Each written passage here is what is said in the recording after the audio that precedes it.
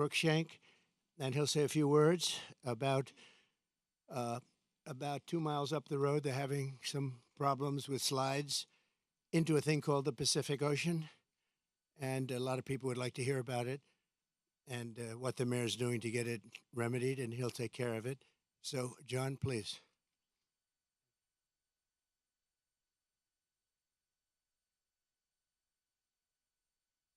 Well, I was only expecting to come speak with the president today, and he's gracious enough to invite me to speak to you all, which is an important moment for the city of Rancho Palos Verdes.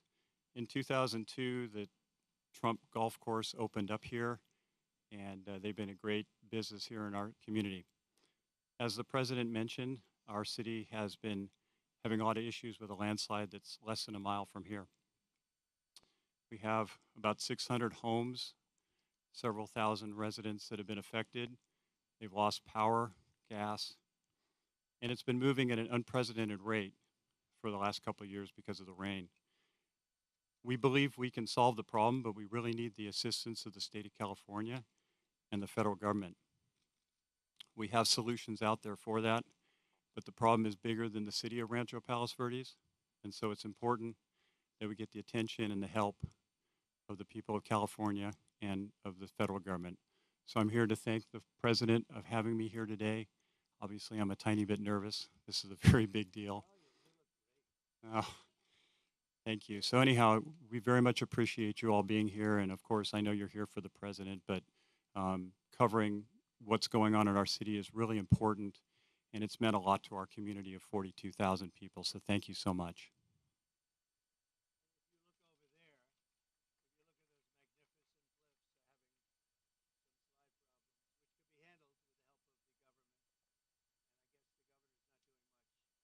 He doesn't do too much, but you have a lot of people living over there, and I think John would like to see the help of the state government and the federal government, and so far they're missing in action.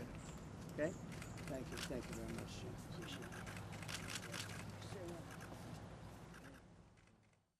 This is Trump National Los Angeles, and it's been a tremendous success for a long time. I guess Lily would be 18 or 19 years, I think, right? And I built it, and I have a little bit of a motto, but we never have to advertise because it's always loaded up with golfers, very good golfers. It's a world championship course. It fronts on the Pacific Ocean, as you can see. It actually fronts, very few courses front on the Pacific Ocean. There's Pebble Beach and there's some others, but I always say I have the ocean, Pebble Beach has the bay. The ocean's better than the bay. And this course is one of the best courses anywhere in the world, and it's done really well, and we've had a lot of fun with it, so it's been great. It's a major property, as you can imagine. We do also lots of weddings and lots of events, and in the ballroom right behind you. And people get married literally on a nightly basis looking over the Pacific Ocean. So we have something that's very special. We're proud of it. Well, thank you all for being here. Before we begin, I want to express my support for all of the families affected by the landslides in Rancho Palos Verdes. The slides are something can be taken care of. This area is very solid. But you go down a couple of miles down, you'll see something that's pretty amazing. The mountain is moving, and it can be stopped. But they need some help from the government, so I hope they get the help, and I'm sure John will have the help. And I want to thank the mayor for the great job he's doing. I tell that to the people, what a great job he's doing. I just met with the mayor and especially want to salute all of the public safety and emergency personnel who are working down the road, as well as the utility workers who are fighting to restore service to local residents. It's another thing when you live along the coast. Sometimes that happens. It's a little bit more difficult, but when they fix it, there's nothing like it. There really is nothing like it. I'm here today in California with a very simple message for the American people. We cannot allow Comrade Kamala Harris and the communist left to do to America what they did to California. The state of California is a mess with people leaving, and nothing's going to stop them. They're going to other states. Some are going to other countries. But what they've done, Gavin Newsom and Kamala, I'd almost say Kamala more so. She destroyed San Francisco and she destroyed the state. When you look at the kind of destruction that's taken place, it's all man-made or woman-made destruction too. It's things that should have never happened, but we're not going to let that happen with 4 more years of her in the White House, because if you have what happened to this country as what they allowed to happen in California and San Francisco, one of the great cities of the world 15 years ago, and today it's not in a very good position, to put it mildly, and this state, which is probably the best piece of real estate in the world, the state, you have the sunshine, you have the ocean, you have everything, you have the perfect weather, the best weather, and they've hurt it so badly, so badly. Decades ago, San Francisco was known as one of the most beautiful cities anywhere in the world. A friend of mine, a friend of a lot of the people here, Bob Tisch, used to say San Francisco is the best city in the United States, the best city there is. And he passed away a number of years ago, but he wouldn't believe it. He used to always talk about San Francisco as our greatest city. He owned Lowe's, good company, great company. And he would say it constantly, and now you see what's happened. And it can be brought back, just like our country can be brought back, because we're a nation in decline. The decline of this whole state is one of the sad chapters in what's gone on with the radical left lunatics that we have to put up with. As the San Francisco district attorney, Kamala was the godmother of sanctuary cities. She was right out there at the forefront, and also the movement of defunding the police. She was there right at the beginning. She boasted, quote, "We are a sanctuary city and we always will be." Well, they're sanctuary cities of crime. One of the people that Kamala gave sanctuary city to and put in as DA was Edwin Ramos, an illegal alien MS-13 gang member who savagely murdered a father and his 2 sons after mistaking them for members of a rival gang. She knew this, and she came to his defense. He had previously been arrested for robbing a pregnant woman and killing many, they say. Kamala refused to get him out of our country, and he went on to do very significant damage. She also gave sanctuary to illegal alien Ronnie Aguilera, who murdered a 14-year-old boy, nearly decapitating him with a sword. He enjoyed watching this take place with a sword by his hand. Kamala launched her tenure as DA with a San Francisco police group described as a, quote, fire sale for plea deals. They made plea deals. The only one they don't make a plea deal with is Trump. They go after their political opponent, especially when they haven't done anything wrong. You saw more charges were dropped yesterday in Atlanta, Georgia. It's all politically inspired. It's all against their political opponent. We won the case in the big case. They said the big case. I've completely won that case. The documents case in Florida. Case was thrown out with deranged Jack Smith, deranged prosecutor, that if he devoted his efforts to violent crime and to the border, which they should have, would be in a lot better position as a country. In one sweetheart deal, Kamala gave only 12 years to a monster known as David Taylor, who got high on crack and murdered a 65-year-old mother with a hammer and a pair of scissors. He wanted to come out, and she wanted to get him out as quickly as possible. In another plea deal, she gave only 6 years to a man who killed a disabled veteran with a knife and then left his body to rot in a bathtub. Kamala refused to seek the death penalty for a gang member who murdered San Francisco police officer Isaac Espinoza during a traffic stop, very innocent traffic stop.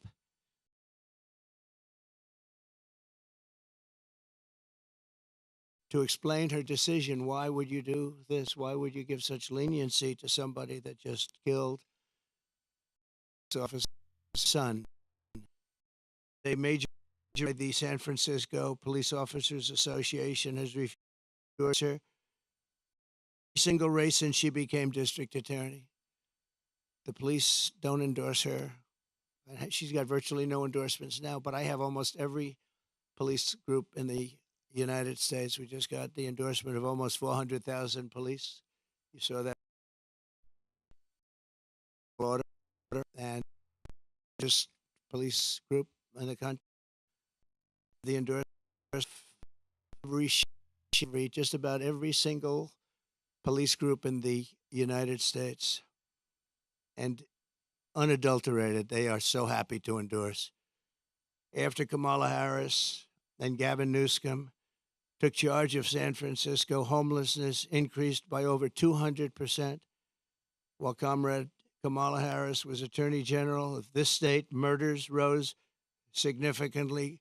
Car thefts went through the roof. Gun assaults rose at levels never seen before.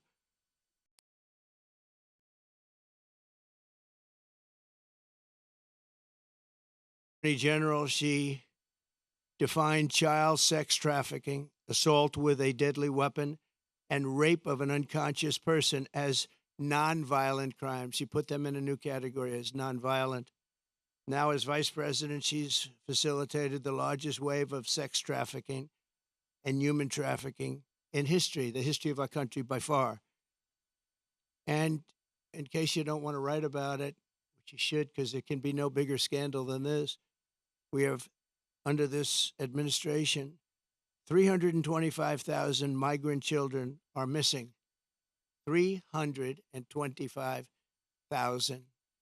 In other words, take your biggest stadium in California and you could fill it up 5 or 6 times. Those are all missing children. Many of them are dead. Many of them are sex slaves and slaves of different nature. But her destruction of the law and order in California did not end there. In 2020, Kamala Harris proudly endorsed defund the police. We're going to defund the police. Anybody that was even in favor of defunding the police for 1 month, let alone her entire career, should never be president of the United States. She supported a plan to cut the LA Police Department by at least 150.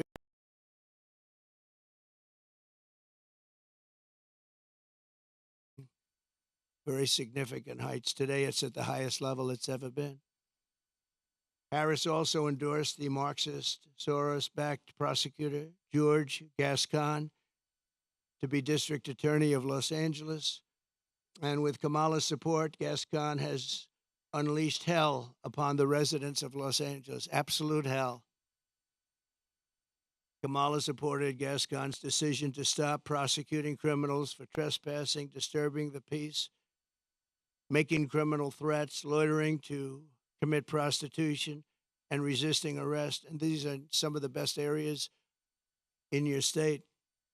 They were left alone. They were protected by him, actually protected by him. They've been trying to get him out for a long time, but she helped.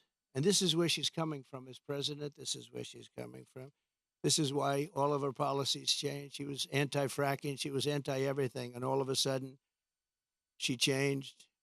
Even the first question she was given at the debate gave one of the dumbest answers. They were asking about pricing and would you be better off today or 4 years ago? Prices have gone up at numbers that nobody's ever seen before. And just the concept of being better off, she didn't give the answer. She talked about when she grew up, nobody knew what the hell she was talking about.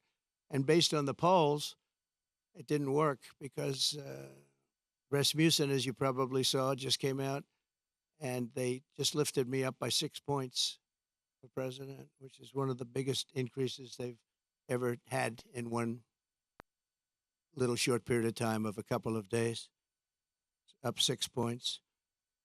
And I thought the debate was great. I thought I did very well, but I was fighting 3 people. I was fighting the crazy left radical lunatics at ABC, I think considered the worst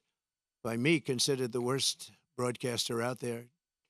George Slobodanopoulos, that whole group, they're bad. And I lost a lot of respect for David Muir. He came at me with things, and we'll go over it in a second, but I was right about the crime stats going way up.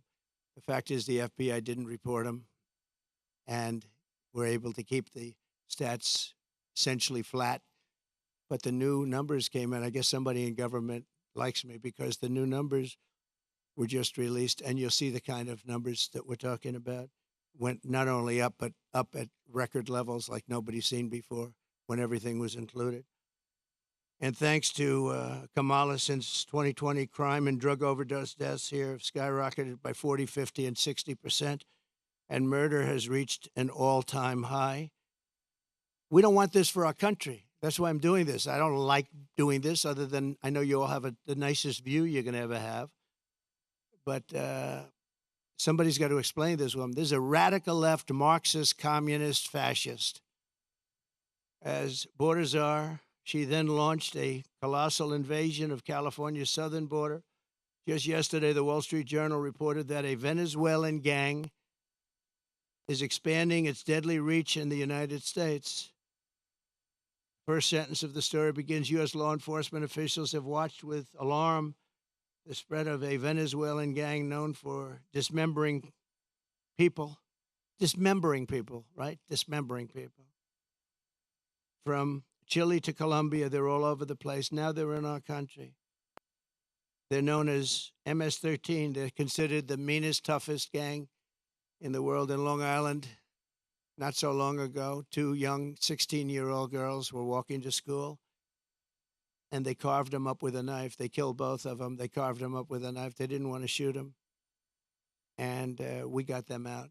I got them out so fast, and we did a big number. And I wanted to thank ICE while I'm at it, because ICE has been unbelievable. Border Patrol has been unbelievable.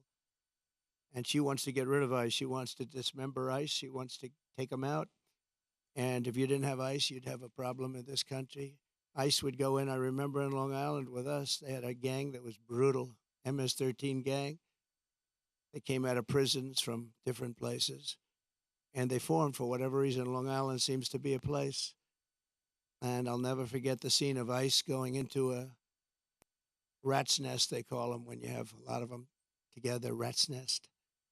And they walked into that nest, and you just saw arms and fists and feet. Everybody was flying. And 3 minutes later, he saw it. 3 minutes later, they walked out with these guys, dragging them out by their feet and throwing them into paddy wagons and bringing them into jails. And then we got them out of the country and moved them back to where they came from, which Obama was unable to do when he was president. Obama was unable to do because the countries wouldn't participate. They wouldn't allow him back. But I called those countries, three of them. Guatemala, take a look. Mexico, too, to a large extent. And I think probably the worst of all, we had 4 countries. Colombia was rough. We had 4 in South America. But the South America is no longer the problem. We have bigger problems elsewhere. Guatemala, a lot of problems in Guatemala. A lot of bad people coming out. We called, I said, let me speak to the president. I told him, you're not getting any more foreign aid.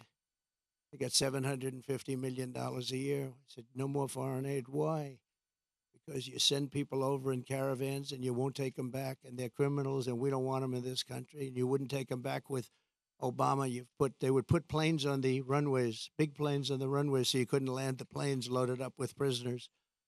And I said, that's okay. You can keep doing it. We're not paying you 10 cents. And they called me back 20 minutes later, one of them the next day, 3 countries. And they said we would be honored to take MS-13 back. We like them very much. We're wonderful people. And we got them out by the thousands and thousands. We got them out. And that I attribute to ICE and Border Patrol. They're incredible people.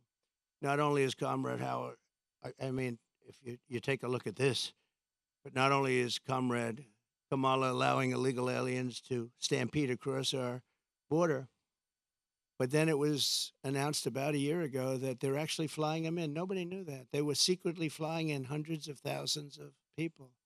Some of the worst murderers and terrorists you've ever seen. They were taking anybody that wanted to come in. And they're flying them in.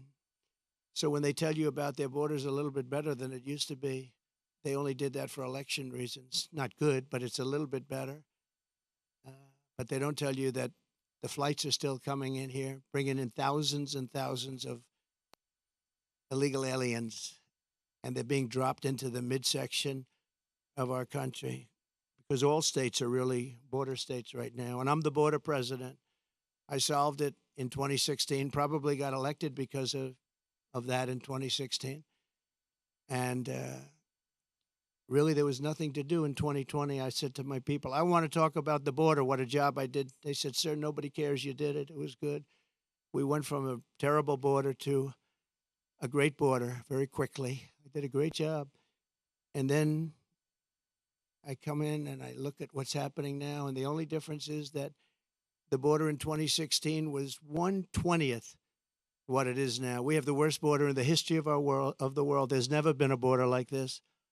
And I want to be the border president, and I hope you call me the border president because I'm going to show you what a border security job we can do, and we're going to do a job like never has been done before. There's never been a border like this. I believe the real number is 21 million people are here, and many are thugs, criminals. And remember this, if you go to South America and if you go to these countries that have taken their prisoners out of their jails to empty their jails and dumped them into the United States like we're a dumping ground, you're going to see their crime rates have gone down by 50, 60, 70, and 80%. If you look at Caracas, Venezuela, they took their criminals and drug dealers and rapists off the street and they dumped them into the United States of America. Dumping ground, they call it. We're a dumping ground for Venezuela because we have stupid people running our country. And you think Biden's bad? This one's going to be worse than Biden. Over the past 3.5 years, Kamala has resettled 500,000 illegal migrants from Haiti into American communities, including over 200,000 who Kamala has illegally flown into the United States by airplane when they couldn't get through the border because the border guards backed up. They were refusing to let them in. They don't want it. They love this country. They're saying, you can't do this to our country. They flew them in right over the top of the border guards, and they're doing it right now. They're doing it right now. In Springfield, Ohio, 20,000 illegal Haitian migrants have descended upon a town of 58,000 people, destroying their way of life. They've destroyed the place. And people don't like to talk about it because even the town doesn't like to talk about it because it sounds so bad for the town. They live there. They're proud. They love the town. For years, it was a great place, safe, nice. Now they have 20,000, and I actually heard today it's 32,000. It's the new number. Illegal aliens are now coming in from all over the world, from prisons, jails, mental institutions. They're coming in at levels that we've never seen before. We cannot let this happen to our country. And I will be your border president, and I hope you call me a border president. I never thought I'd have to say that again because we fixed the border, and now it was 100% beautiful. And that includes fentanyl and drugs and everything else. We had it fixed, and now nobody's ever seen anything like it. And I guess they want to do it because we built hundreds of miles of wall, and we had hundreds of miles, I said, after we completed, much more than I said I was going to complete. And it had a huge impact. But after I completed it, we had all of this wall to be put up. It could have been put up in 200 miles, could have been put up in 3 weeks, would have been totally sealed and much larger than I originally said, but it worked so well. We were doing so well. And not only didn't they put it up, they sold much of it for 5 cents on the dollar. Very expensive wall, has wires inside of it for technology. Hardened steel, hardened concrete, and rebar. They wanted all three. I did it as per the Border Patrol. I disagreed with the look. They said, sir, this is the only way. We had to put a anti-climb panel on top. The panel on top is an anti-climb panel. I said, I don't like the way it looks. They say, I know, but it stops people from climbing. I said, all right, we'll do it the way you want. A president has a duty to keep you safe. Kamala will turn America into a poor, violent, third world refugee camp. It already sort of is. We have elections that are a mess, and we have a border that's the worst of any border ever in the world. There's never been a country ever in the world that's allowed 21 million people to come across in a short period of time. And children and the children of American citizens are at the mercy of barbaric criminals. You take a look at what's happening in Colorado. The governor's afraid to even talk about it. The governor, he's a Democrat. Colorado, I hope you're going to vote for Trump because you're being stampeded by your own politicians. The governor can't talk about it because he can't go against the policies of these lunatics that want all these people to come into our country without knowing who they are. We don't even know where they come from. As of last week, I was told by Tom Homan, we had 168 countries represented over the last 12 months. In other words, people came in illegally from 168 different countries. Most people don't know there's that many countries. There's more than that in the world. We'll know them all pretty soon, I'm sure.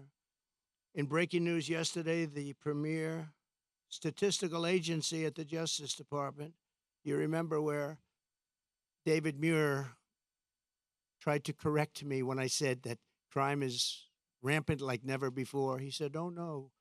He said, crime is going down. I said, where are you coming from? And, you know, you wouldn't have to need a Bureau of Justice statistics to know that crime is worse than it's ever been. And I guess they probably watched the debate and they heard this foolish man, this foolish fool, make that statement to me that, no, crime is coming down. The FBI said it was coming down. The FBI defrauded everybody because what they did is they used statistics not including some of the worst areas and some of the worst cities.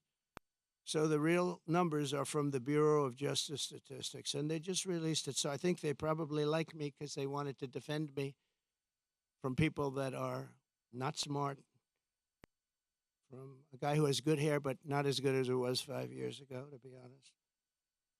And they just released brand new numbers just out last night, late, showing that since 2020, so this guy, David Muir, was correcting me, the FBI.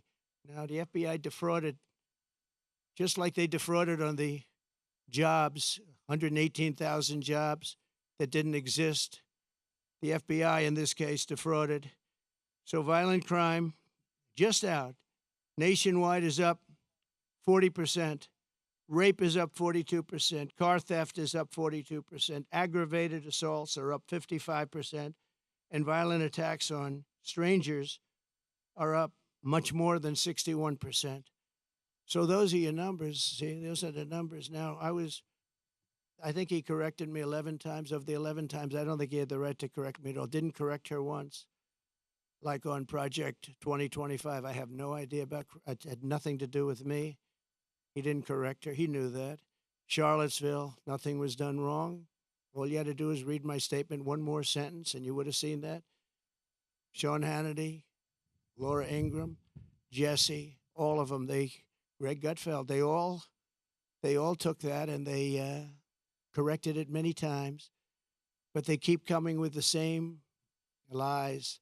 I'm going to save Social Security, and I'm going to make it good, and we're not going to raise the age, just as I did for 4 years when many Democrats wanted me to do something about it. And she'll go around saying, oh, Trump is going to do bad things to Social Security. No, she's going to do, because she's putting these illegal immigrants onto Social Security, onto Medicare, and she's going to destroy those programs, and the people are going to have to pay. But I'm going to save them. But David Muir said exactly, I quote, President Trump, as you know, this is after I made the statement that crime is at record numbers. President Trump, as you know, the FBI says overall violent crime is coming down in this country. Now, anybody that says it's coming down, when you look at all of the migrant crime and all of the other crime, and this doesn't even include most of the migrant crime. So it's up 55, 65, 75, and 85. In one case, one category is up 89%. And these numbers have just been released by the government. I appreciate the person that released them. I think he came to my defense, actually. But the people understand it. In fact, he was wrong. The FBI totally fudged the numbers. And I really believe it's actually a fraud what the FBI did. It's a fraud. And it was a fraud when the administration, I call it the Kamala, because I don't even know who our president is anymore. Where is this guy? They took it away. This was an overthrow of the president of the United States. This was a coup. He got 14, think of it. He got 14 million votes. She got no votes. She was the first one that lost, and now I'm running against her. They went in. I was 19 points up in the poll. I saw their poll. They went up after the debate with Biden. I have debates with everybody. But the first debate, we had two debates. We didn't have one. First, I had Biden, and he was 19 to 21 down. And they went, that's when they went, and they said, you can't win. You're going to get out. And he said, no, I'm not. I'm not going to get out, which was his right to say. They said, well, if you don't get out, we're going to execute the 25th Amendment. And he said, like I said, I'm going to get out. And he hates her beyond any, I think he hates her probably almost as much as he hates me. I think he still hates me a little bit more. But he hates her. He hates her. He hates what she did. And, you know, when they talk about democracy, well, that's not democracy. He had 14 million votes. She had none. And she was the first one out of the 22 people or so that ran as a Democrat. She never made it to Iowa, first state. She never made it to Iowa. She was the first one out, and now she's running. So you tell me how that works. They wanted to be politically correct, that's all. But we're not going to let her destroy our country. In fact, the David Muir character, he's lost so much respect. Everyone's talking about him. He's a joke. And ABC News is a joke, too. But most of the fake news is pretty much of a joke. He said that the FBI, and he didn't know this, I guess, at the time. He probably did. But the numbers and the cities that weren't included in those numbers were Chicago, Los Angeles, San Francisco, Oakland, New Orleans, and many others of similar crime numbers. In other words, so they didn't include the worst crime numbers in the country. Look at those numbers. Chicago's not included. Los Angeles not included. So they could say the numbers are flat, but they didn't include the big boys. And that's a fraud on the public. And as I said, it was a fraud also, just like with so it's 818,000 jobs that they said existed that didn't exist. And they thought they could hold the number off until after the election, anytime after November 5th, but that didn't work out because they had a whistleblower that released the numbers. And then you have Kamala's claim that she worked at McDonald's. She never worked at McDonald's. It's a lie. They went in, they investigated it, and the fake news won't report that. They won't report it. The only one that reported it was Fox, but the fake news won't. She never worked at McDonald's. She said she stood over those French fries when they were being fried, and it was so tough work. She never worked there. She's a liar. She's a liar. But the fake news ought to report she's a liar, because that sounds like a little thing, but it's a big thing, because it tells you they lie. They lie about everything. They lie about statements on the military. Nobody loves the military more than me. She got up today. She said things that were just lies. She's just made up. What's bad for Trump? Oh, this would be, say something bad about the military. Oh, he said bad about the military. Just like McDonald's, a total lie. That's the way they do it. And her VP choice, I think, will go down as a catastrophic choice. Now, maybe I'll be wrong. I'll let you know on November 6th. But I can't believe that that guy is an asset. They had other people that would have been. Comrade Kamala Harris and the communist left have also destroyed the economy and the quality of life all across this state and all across our country. As vice president, what she's done to our country is not even thinkable. California has the highest inflation, the highest taxes, the highest gas prices, the most illegal aliens, the most regulations, the most expensive utilities, and it ranks as the third worst state to start a business. It also has the most people leaving it. I love this place. Look at this. I own this. No partners, no mortgage, no nothing. I own it. And I'm talking so badly about the state. It hurts me to do it. I would never do this except for the fact that I'm running for president and I want to save the country. So I'd rather sacrifice this than lie or not speak. But think of it. I'm knocking the hell out of the state of California. I'm saying how bad she was and what a bad job she's done. What a horrible Governor Newsom has been. He's been horrible. So many people leaving. And I'm hurting my own property. And that cost me lots of money. but it's okay because this is unimportant compared to saving the United States of America. So I do it for that reason. But those are the numbers, what Kamala Harris's policies will do to America. The cost of living here is nearly 40% higher than the national average, and the cost of housing is 97% higher, and the national average is through the roof. And it all took place in the last 3.5 years because I had no inflation, essentially no inflation. And it stayed that way for 2 years. So it wasn't like, oh, gee, it was ready to pop. No, we had it done. We had it down to a science. We had no inflation, 1.4%, which is perfect. That's better than no. That's a perfect number. If you go to the economist, they said, because you want a little bit, but you don't want much. It's a perfect number. It was perfect. The country was perfect. We were drilling. We were taking it out. Now we're buying our oil from Venezuela. It's not even believed. It's interesting. They give him billions of dollars now, Maduro, the dictator. I call him the owner of Venezuela. They give him billions and billions of dollars, but then they foreclose on his plane. They take away an old junky plane. It's not a good plane. They take away an old junky plane. And I said, well, it's okay. He'll buy a much better one. We give him, think of it, a country takes away his airplane, but pays him billions of dollars for their oil, which is the worst oil on the planet. It's tar. And it has to be refined. There's only one plant in the entire world that can refine that junk. And you know where it's located? In Houston, Texas, for the environmentalists. So Houston, Texas is refining tar, and that stuff is going up into the air. But it's the only place in the whole world that can refine that very bad stuff. The state is rapidly going busted with a record $68 billion budget deficit last year, $68 billion deficit for a state. And the government is so incompetent that it costs $1.7 million to install a single public toilet in San Francisco. They built a toilet for $1.7 million. And it's not even nice. I saw pictures of it. I built this whole thing for less than that. Unsurprisingly, more Americans are now leaving California than any other state in the union, and over 500 companies have left since 2020. It hurts me to say it. Look, I have this unbelievably valuable asset, and here I am knocking the hell. I'm sitting here thinking, and I know this, I've known it for every time I speak badly of New York. We have a very bad attorney general there. She's a political hack who got elected saying, I will get Trump, I will get Trump, I will get him, Letitia James. And they had a phony case where they value a house that's worth $1 billion to $1.5 billion at $18 million. The judge was corrupt. And she's corrupt, very corrupt person. It's a political hack. And then we have the other cases that they're all headed up by the White House. They sent their people in, one person in particular, but they sent their people in to head up the cases in the state.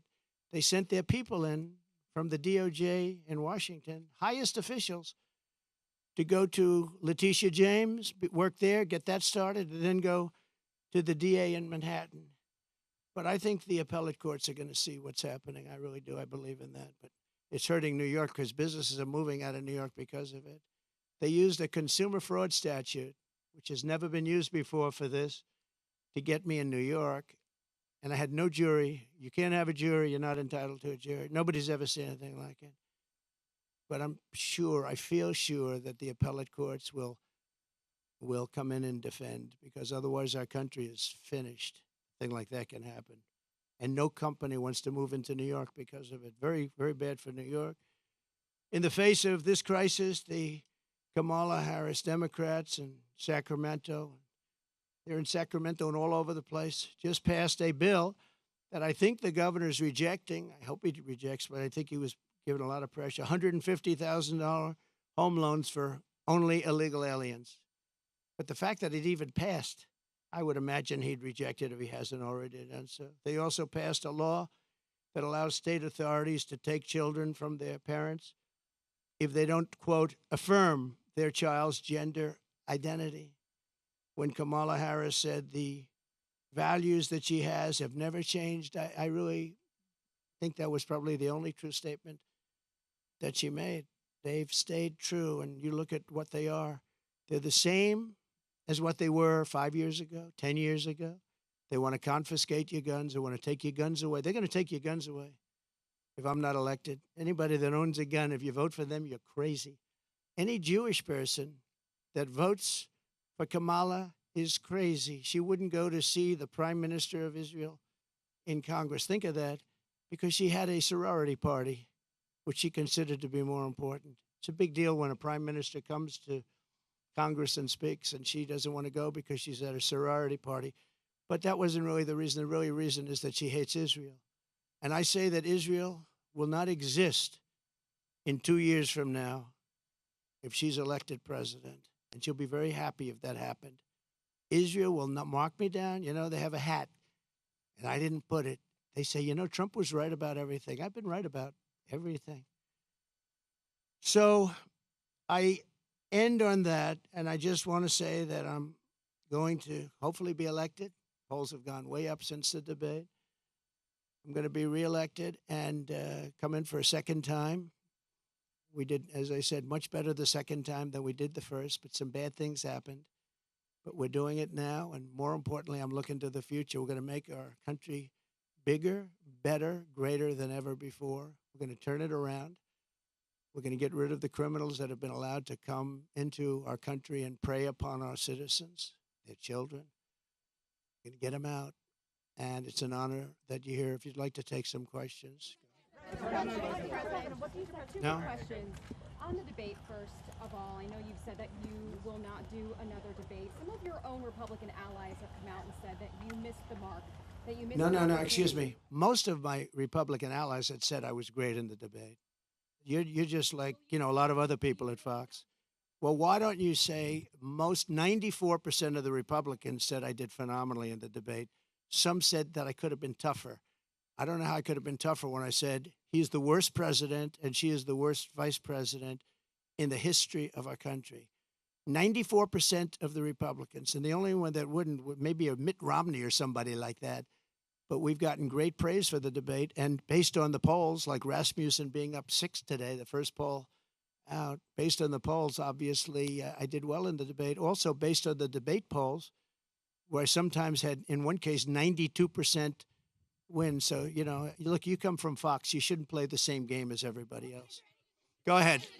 Go ahead. What would you say to your Republican colleagues or your allies who are concerned about your close relationship with Laura Loomer? Well, I don't know what they would say. Laura's been a supporter of mine, just like a lot of people are supporters, and she's been a supporter of mine. She speaks very positively of the campaign. I'm not sure why you asked that question, but Laura is a supporter. I don't control Laura. Laura has to say what she wants. She's a free spirit. Well, I don't know. I mean, look, I can't tell Laura what to do. Laura's a supporter. I have a lot of supporters. So I don't know what exactly you're referring to. That's okay.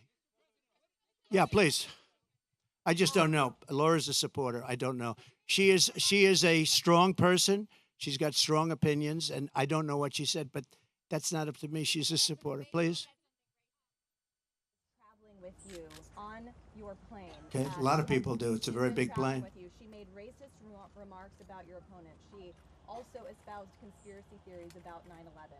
Do you disavow those remarks? Well, I have to see what the remarks are. You're telling me for the first time we're here discussing the destruction of San Francisco and California by a person that's running for president. So I don't even know what you're talking about.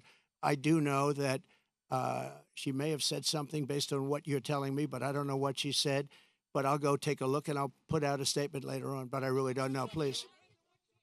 President, Springfield, Ohio is experiencing a migrant crisis. Will you Yes. use an event there to show the media what's actually happening, maybe a town hall? Well, we could, and maybe we'll do that. Where are you from? That's good. Very good. They're doing a very good job. Yeah, that's very good. No, I will, maybe Springfield, maybe Aurora, maybe both. We'll go there. I can say this, we will do large deportations from Springfield, Ohio. Large deportations. We're going to get these people out. We're bringing them back to Venezuela. You know, he told Biden he's not accepting anybody back. They moved all their criminals. Not all of them, but the rest are moving in now. They emptied their jails in Venezuela, emptied their criminals, emptied the nests. They call them nests of bad people. They're all now in the United States, and they're now taking over cities. It's like an invasion from within. And we're going to have the largest deportation in the history of our country. And we're going to start with Springfield and Aurora. Okay? The mayor of Springfield, Ohio, the police chief, the Republican governor of Ohio have all debunked this story about people eating pets. And now there are bomb threats at schools and kids being evacuated. Why do you still spread this false story? The real threat is what's happening at our border, because you have thousands of people being killed by illegal migrants coming in and also dying. You have women dying as they come up. They're coming up in large groups. We call it a caravan. I think I came up with that name, but it's really what it is. 10,000, 15,000, 20,000 people. And you have large numbers of women being killed in those caravans coming up to this country. And then when they get here, they can go into the country and they end up being sex slaves and everything else. Those are your real problems, not the problem that you're talking about. Yeah, okay. Quick question. So you just said that you'll carry out the largest mass deportation of illegal immigrants. How are you going to have, for example, Governor Gavin Newsom or officials in sanctuary cities comply with that?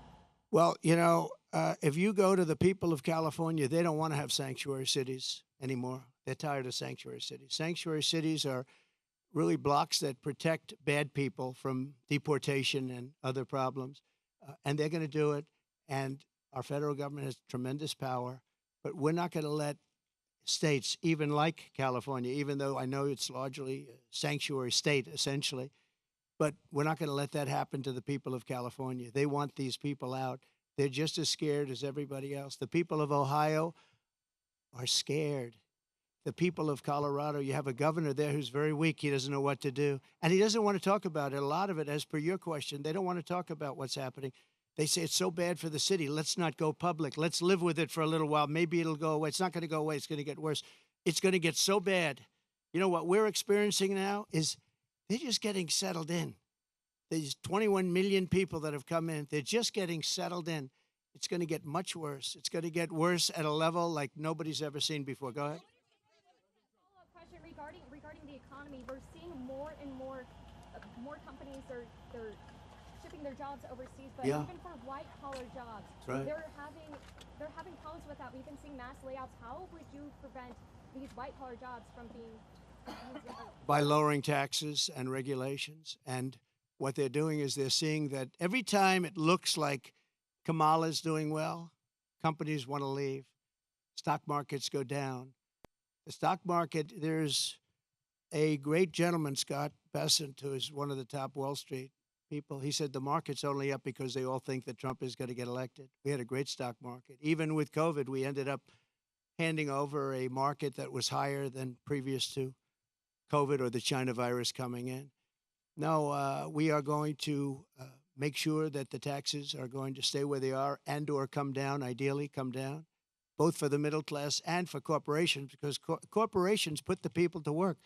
We had the best numbers in the history of our country, by far, not even close. And there are companies leaving because they cannot stand what's happening right now to our country. And one of the reasons I'm doing this today is to let them know you're not going to have to leave because we're going to take care of the problem. They have a tremendous crime problem. Like if you're in Los Angeles, look at the crime numbers.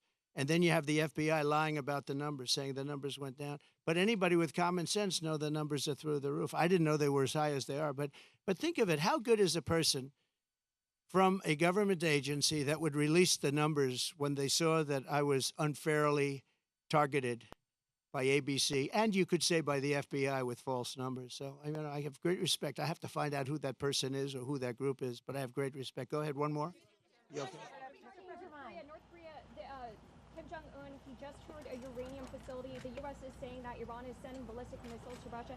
How, if reelected, how would you address the situation with our adversaries? I'll be able to make phone calls and solve most of the problems. I may actually have to meet a couple of times.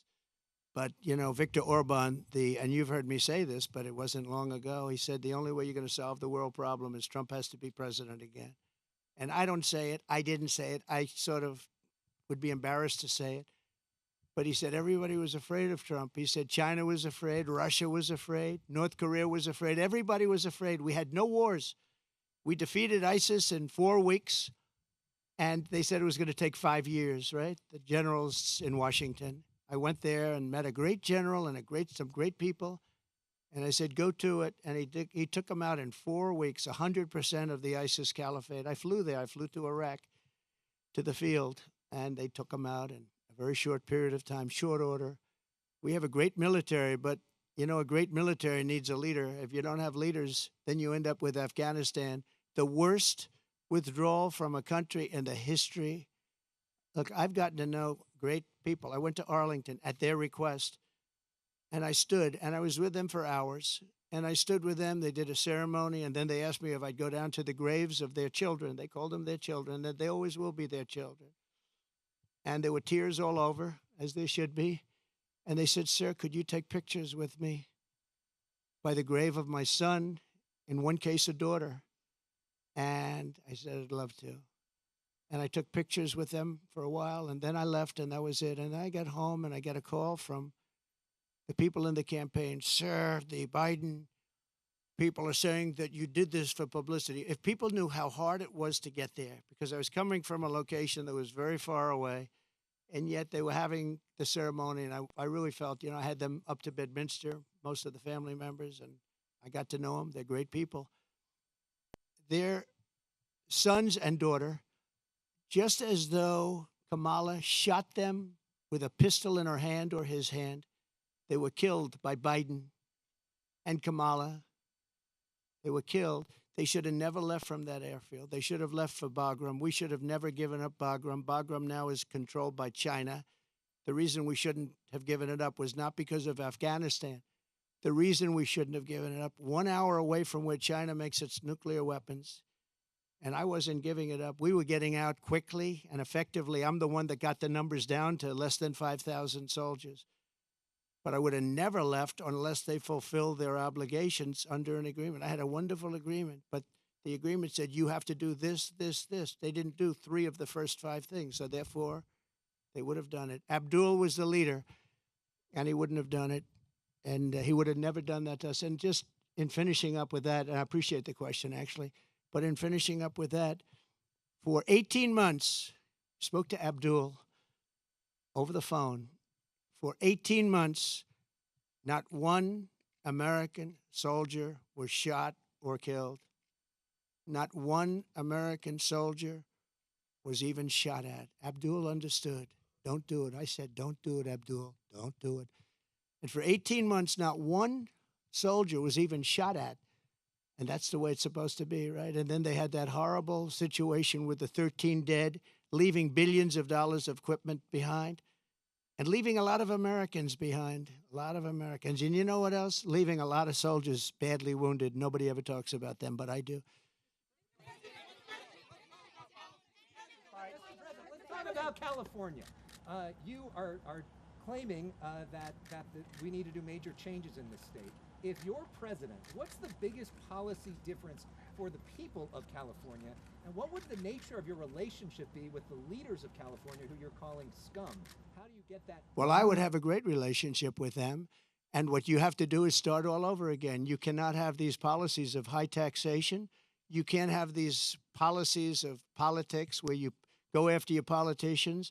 You have to have an honest voting system because, you know, you don't have an honest voting system. They send out millions and millions of ballots. They go all over the place. Some people get 2, 3, 4, 5. You have a very dishonest system over here. If I ran with an honest vote counter in California, I would win California. But the votes are not counted honestly. It's a very dishonest system that you have in California. And I'd make it business friendly. Right now, it's business unfriendly. Look, Elon Musk is a friend of mine. He endorsed me very powerfully. He endorses me every time he speaks. He really wants to see us win because he knows we can do a great job and turn it around. He left California. I said to him, Elon, did anybody ever call you? It's a big company. He moved to Texas. A lot of people moving to Texas. Great state. Excellent governor, an excellent lieutenant governor. Great people. They love entrepreneurs. They love the people that live there. They want to keep their taxes low. Taxes are way too high here. But I said to Elon, so you have a big company and you're moving it to Texas from California. Did anybody call you, like the governor, to try and get you to stay? No. Did anybody see you write a letter, do anything to try and keep you to stay? You have thousands of jobs. He said, nobody ever called. There'd be so many things you could do. This would be the easiest place to turn around if they knew what to do. Look at it. I mean, look at the weather. We're standing out here on the Pacific Ocean in the most beautiful weather. A lot of states don't have weather like this. They don't have Pacific Oceans. So it's many things you could do, but you start with lowering taxes and making it friendly.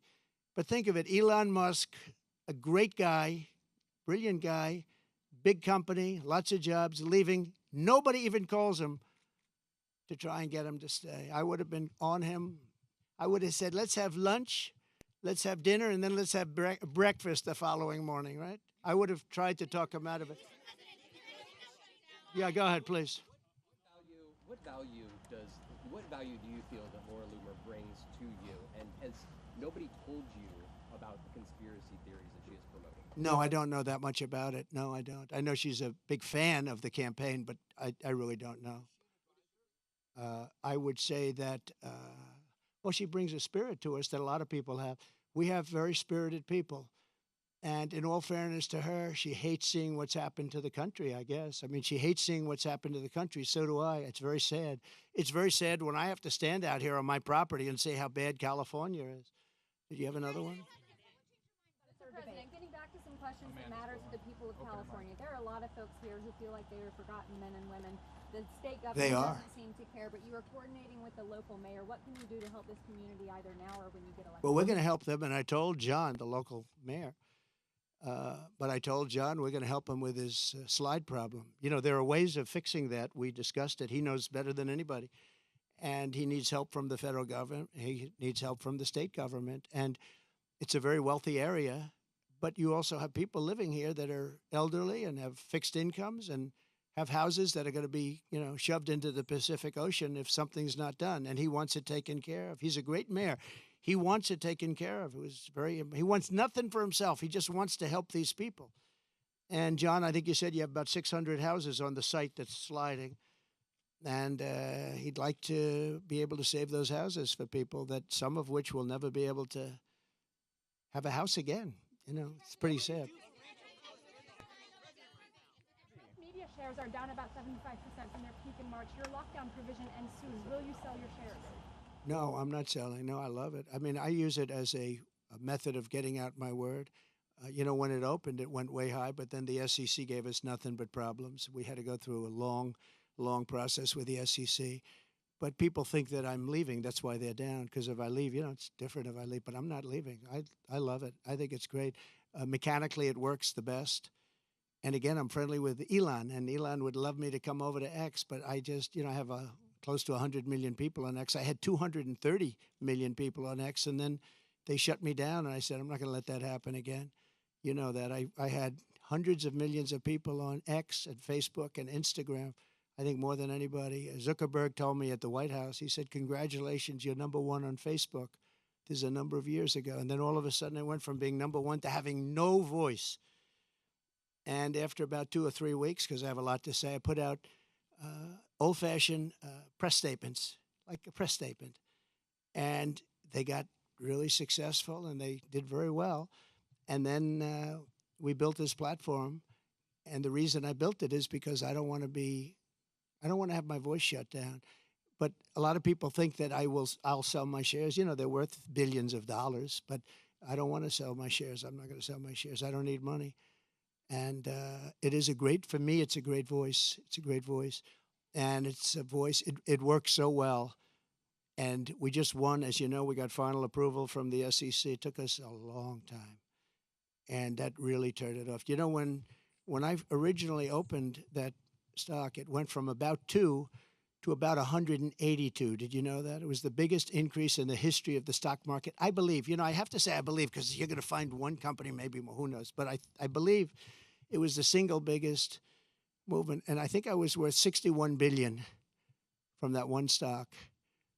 And then we had nothing but problems with the SEC. And it gets whittled down, down, down. But I didn't do it for the money. I did it because I really wanted to have a strong voice. And it's a great voice for me. And as long as my voice is on there, it's going to always be good. But a lot of people think the reason it's down is that a lot of people think I'm going to sell. And if I sell, it wouldn't be the same. I could understand that. But I have absolutely no intention of selling. Okay? Talking about this community of Palos Verdes, you talked about California. We have fires raging to the east. Just I agree. miles from I here. agree. What will you do to help people in this state whose homes are being damaged again and again, or are falling, off of these cliffs right behind us, here, or burned down, or for the people across the country whose homes are jeopardized by natural disaster? This is my favorite question of the day. You're asking me what would I do for. Let's talk California first. Is that okay? Do you mind? So, I was riding with Devin Nunes and some congressmen 4 years ago. I was riding up north in California, and I looked at these fields. They were massive. I was telling John, right? It's my favorite question. I love that somebody would ask me this question, and I never told you to do it, right? Who are you with? Good. Spectrum. It's good. New, hot, right? It's hot. It's doing well, but that's because you ask good questions. So what happened, I'm saying why I look at this field, and it's massive, and in the middle of the field is a little spot of the most green, plush land you've ever seen. I said, and then I'd see another one, these little plots, like 1 and 2 acres, and you'd have 1,000 acres that's barren and dead and dark. And I said, what's the problem here? What is that green acreage? The soil is unbelievably fertile, but they have no water. I said, so do you have a drought? No, we don't have a drought. We have the water is cut off upstate, up in the north. You know that? And the water, in order to protect a certain little tiny fish called a smelt, they send millions and millions of gallons of water out to the Pacific Ocean, way up north. Never even gets close to here. And in Los Angeles and Beverly Hills, all these rich areas, they want to give you like 38 gallons of water to use. You buy a house for a lot of money, and then you're allowed to use 38 gallons of water. But you have no water down here. And the reason you have no water, you have the canals. The reason you have no water is because Gavin Newsom didn't want to do it. I had it all done. I had the Department of Commerce at the time. Believe it or not, they're the ones that rule on this particular issue. So you have millions of gallons of water pouring down from the north with the snow caps in Canada and all pouring down. And they have essentially a very large faucet. And you turn the faucet, and it takes 1 day to turn it. It's massive. It's as big as the wall of that building right there behind you. And you turn that, and all of that water goes aimlessly into the Pacific. And if they turned it back, all of that water would come right down here and right into Los Angeles. They wouldn't have to have people not use more than 30 gallons and 32 gallons. They want to do that, they're trying to do that. And you have so much water, and all those fields that are right now barren, the farmers would have all the water they needed. And you could revert water up into the hills where you have all the dead forests, where the forests are so brittle, because no place is like California. I go to Austria.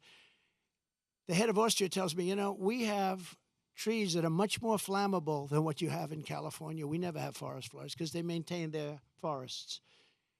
And you have all that water that could be used as water, what they call water flow, where where the land would be damp. And you'd stop many of these horrible fires that are costing billions and billions of dollars by the federal government, et cetera. So one thing I'm going to do for California, vote for me, California. I'm going to give you safety. I'm going to give you a great border. And I'm going to give you more water than almost anybody has. And the farmers up north are going to be able to use 100% of their land, not 1% of their land. And the water is going to come all the way down to Los Angeles. And you're going to have more water than you ever saw. And the smelt is not making it anyway. In fact, they make and grow smelt because it dies all the way up and down the line, and they put stuff that was artificially made. You know that. So you're going to have water in California at a level that you've never seen before. The farmers are going to do great. Those fields are going to be all green instead of 1% green. And maybe even more important, you're not going to have illegal immigrants pouring into your country and killing your family. You're not going to have the problems that you have right now. We're going to lower your taxes. We're going to bring the car industry back because your car industry is gone. We're bringing it back to Detroit at levels that you'll never see again. We'll bring it back to better than it was 30 years ago. But with this group, everything is dead. The automobile industry is dead. The water coming here is dead. And Gavin Newsom is going to sign those papers. And if he doesn't sign those papers, we won't give him money to put out all his fires. And if we don't give him the money to put out his fires, he's got problems. He's a lousy governor. And he treated me very nicely, and I treated him very nicely when I was president. But he's done a lousy job. But there's a case. I said, Gavin, will you sign? It took him like a month and a half or 2 months, and then he decided for political reasons. And then we got hit with COVID, and we had to solve another problem. But you're going to have so much money, Mr. Mayor. You're going to have so much money from economic activity and growth. And you're going to have water like you never thought. Now, in your case, maybe you don't want so much water. But we'll bypass your beautiful area. But we have tremendous amounts, millions of gallons of water that's shoved right into the Pacific Ocean where it doesn't make a dent. And all of that water is going to take care of California. And nobody can make a bigger promise than that. You're not going to have to do desalination plants, which a lot of people want to do. Very expensive to do, but it's better than the alternative of no water. So California, vote for Trump. And you're going to have water, and you're going to have growth, and you're going to have prosperity. And all those people that are leaving are going to really come back. Thank you very much. Thank you. Mr. President, this morning, tens of Steve Garvey. Why have you not endorsed Will you endorse Steve Garvey? Will you endorse Steve Garvey? Shut down if Johnson can't get the same back. What's your closing argument to the people of California? Thank you, everybody. Will you endorse Steve Garvey against Adam Schiff? Mr. President, I hear this morning, tens of thousands of Boeing factory workers. Oh, that's so sad. There's a concern about what this could mean for the airline industry. Very bad for the industry, very bad for Boeing. Well, somebody's got to get it. I will get it. Will you endorse Steve Garvey against Adam Schiff? I don't know much about Steve Garvey. I think he's made a big mistake because he hasn't reached out to MAGA. And if he doesn't have MAGA, he's got no chance. So he has not asked for your endorsement? Well, I haven't spoken to him. I'm hearing he wants the MAGA endorsement, but he's got to call me. But if he had MAGA endorsement, he could win. If you had an honest election, he'd win. But you don't have an honest election. And you have one of the sleaziest politicians in history, crooked Adam Schiff. He's one of the most disgusting human beings. And to think he's going to be a senator, that's why you need me as president, because this guy is a sleazebag. Adam Schiff, to represent this area is impossible to believe. Steve Garvey's a nice guy. I don't know him at all. But if he doesn't reach out to MAGA, he has absolutely If no you're chance. Mr. President, should the government shut down? For not being willing to debate you, and now after one debate, you say you're done. No, not one debate, two debates. One debate with Kamala Harris. Excuse me. I ran against crooked Joe Biden. I had a debate. They say I won by 19 or 21 points But or you're running something. against Wait a Kamala minute. Harris now. I ran against, then all of a sudden they put her in. Shouldn't have done it. Very undemocratic to do it, but they did. I'm fine with it. We had a debate. I obviously did very well. I'm leading in every poll by a lot, picked up a lot. I thought it was a great debate. We had crooked announcers. We had crooked anchors. Plenty of polls that show you David you're Muir. trailing, Mr. President.